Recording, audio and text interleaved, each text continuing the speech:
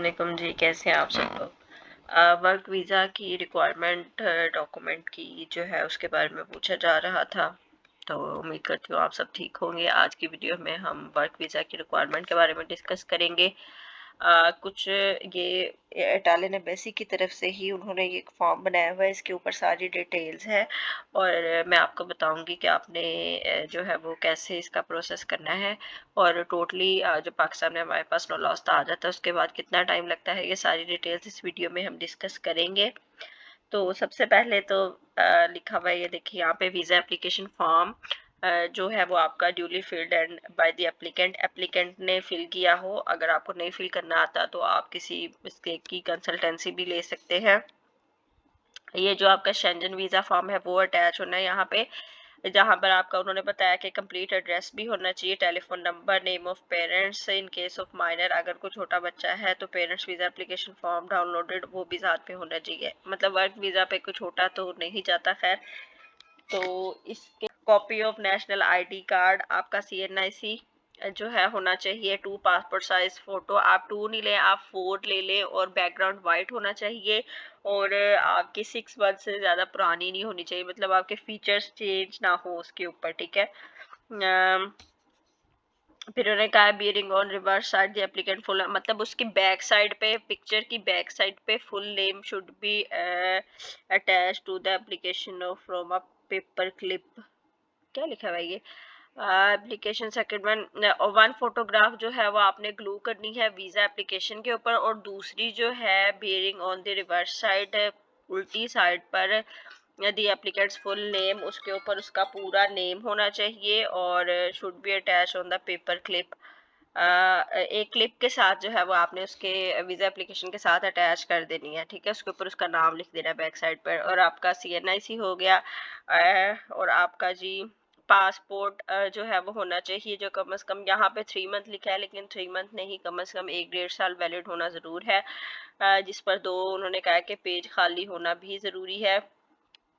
फिर उसके बाद अगला आ जाता है option G, if you have refused visa, अगर आपका पिछले 2 साल में कोई भी वीज़ा रिफ्यूज़ हुआ है, ख़ास तौर पे शेंजन कंट्रीज़ का, तो आपने वो भी उसकी एक्सप्लेनेशन भी देनी है। नोला ओस्ता आपका जो है इटालियन अथॉरिटी एंड नोला ओस्ता भी आपका होना चाहिए, रिक्वेस्ट फॉर्म भी होना चाहिए, NOC बाय द एम्प्लॉयर, मतलब आपके एम्प्लॉयर की तरफ से आपको कह लें कि जो आपका जॉब एप्लीकेशन लेटर है अप्रूवल वो होना चाहिए।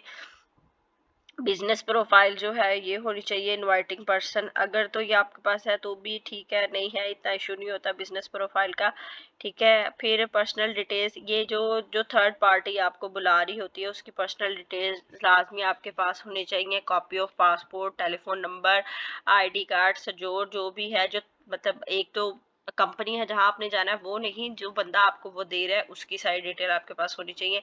अगर आपके पास कोई एकेडमिक डिग्री है तो वो भी होनी चाहिए। FRC, अगर आप मैरिड है तो आपने अपनी वाइफ के साथ बनानी है, अगर आप मैरिड नहीं है तो आपने अपने पेरेंट्स और सिबलिंग्स के साथ बनानी है। इसके अलावा करेक्टर सर्टिफिकेट जो है वो भी आपका चाहिए होता है। करेक्टर सर्टिफिकेट भी आपका लाजमी चाहिए होता है, वो भी आपने बनाना है, ठीक है। तो ये थी आपकी डिटेल्स। और फिर आप जब अपना ये सारी फाइल कंप्लीट करवाते हैं, इसमें FRC आप जो है वो, अगर आप BRC, वैसे इसमें लिखा नहीं हुआ लेकिन अगर आप BRC लगाना चाहते हो तो आप लगा सकते हैं, पर आप FRC जब लगाएंगे, FRC आप चाहते हैं तो आप उसको अटेस्ट करवा सकते हैं, आप ना भी कराए तो एज सच इशू नहीं होता वर्क में, ठीक है। उसमें तो ज़रूर करवानी होती है। बाकी आपके सारे डॉक्यूमेंट अच्छे से देख लेने आपने, उसमें कोई मिस्टेक ना हो। आपका जो वीज़ा एप्लीकेशन फॉर्म है वो अच्छे तरीके से फिल होना चाहिए। इसके साथ आपने अपने इंटरव्यू की भी तैयारी करनी है। ये सब करके आपने जो है वो अपनी वीज़ा एप्लीकेशन, अपना जो है वो अपॉइंटमेंट बुक करानी है। इस्लामाबाद एम्बेसी की हो, लाहौर की हो, कराची की हो, जो भी आपका एरिया है उसके हिसाब से।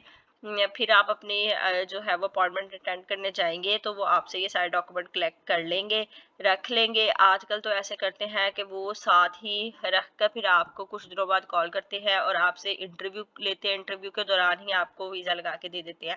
इंटरव्यू क्या होते हैं, आपको इटालियन लैंग्वेज आप कैसे हैं, आप किस लैंग्वेज में बात करना पसंद करेंगे, आपको इटालियन लैंग्वेज आती है कि नहीं आती, और वो पूछेंगे जी आपके पास जो है जिसने आपको बुलाया आपको उसके बारे में पता है, जिस फैक्ट्री में आपने जाना है उस फैक्ट्री का आपको पता है, एरिया का पता है, आप वहाँ पे कैसे सर्वाइव करेंगे, कितने मंथ रहेंगे, कितने मंथ बाद वापस आ जाएंगे, आपको ये सारी डिटेल्स पता है। इस तरह की जो है वो चीज़ें आपसे पूछते होते हैं। ठीक है, ये सारी चीज़ें आपने प्रिपेयर करके जानी है। और प्रोसेसिंग टाइम कितना है, पहले तो तकरीबन 5-6 माह भी लग रहे थे, ठीक है, 4 माह 5 माह। कुछ लोगों के साथ कुछ कुछ केसेस ऐसे होते हैं जिसमें बहुत बहुत ज़्यादा टाइम लग रहा होता है, कोई मिस्टेक्स भी होती है उनके डॉक्यूमेंट्स में, तो ये वेरी करता है पर्सन टू पर्सन। लेकिन अभी जो आजकल का सिनेरियो चल रहा है उसमें ये है कि 1.5-2 माह और मैक्सिमम 3 माह लग रहे हैं और ये आपका प्रोसीजर जो है वो हो जाता है। तो ये तो थी सारी डिटेल्स, उम्मीद है आप लोगों को समझ आ गई होगी। अब इंशाल्लाह नेक्स्ट वीडियो में मुलाकात होती है। उसने कहा है कि एन एप्लीकेशन एंड पर उन्होंने ये नोट भी दिया हुआ है, अब work visa of Italy does not entitle its holder to work. उन्होंने कहा कि जो वर्क वीजा है आपको किसी और कंट्री में नहीं जो है वो शेंजन कंट्रीज की लिस्ट में नहीं जाने देगा। एप्लीकेशन जो है वो आपके डॉक्यूमेंट विल बी रिजेक्ट हो जाएंगे अगर आपके कंप्लीट ना हुए। एडिशनल डॉक्यूमेंट एम्बेसी आपसे मांग सकती है, फेक डॉक्यूमेंट्स नहीं होने चाहिए और आपने इनकी एक कॉपी भी साथ लेके जानी है, ठीक है, कॉपी करवा लीजिएगा। ठीक है जी, तो कल की वीडियो में मुलाकात होती है। Thank you so much. Allah पाक सबको कामयाब करे, अपने हिफ्ज़-ओ-मान में रखे। अल्लाह हाफ़िज़।